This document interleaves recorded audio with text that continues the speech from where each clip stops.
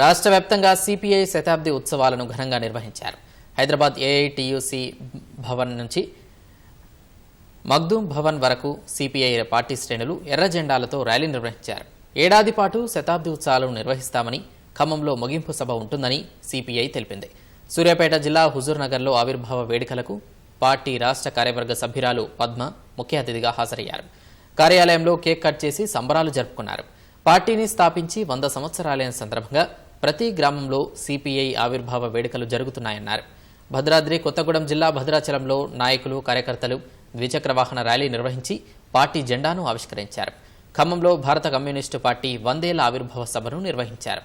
పాత కలెక్టరేట్ నుంచి భక్త రామదాసు కళాక్షేత్రం వరకు భారీ ప్రదర్శన చేశారు.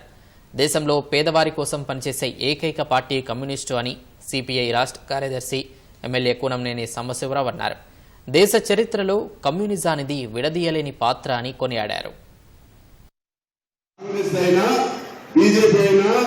వారి సిద్ధాంతం పేదవాళ్ళ సిద్ధాంతం కాదు, వారి సిద్ధాంతం పెట్టుబడిదారుల సిద్ధాంతం.